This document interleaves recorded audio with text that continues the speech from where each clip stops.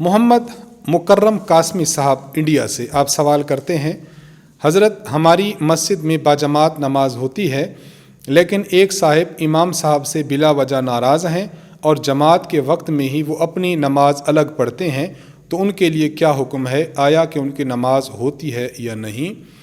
اگر کوئی مقتدی بلا وجہ امام سے ناراض ہو یا ناراضگی کی وجہ اپنی ذاتی کوئی خواہش ہو تو ایسی ناراضگی قابل اعتبار نہیں ہے۔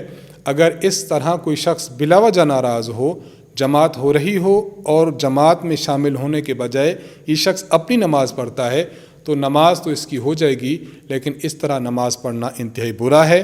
جماعت کو چھوڑنے کا اس کو گناہ ضرور بے ضرور ملے گا۔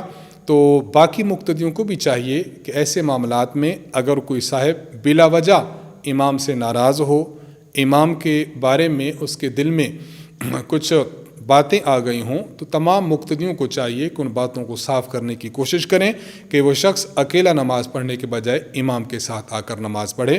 بہرحال نماز ہو جائے گی، لیکن اس کا فعل بہت برا ہے، اس سے اسے اجتناب کرنا چاہیے۔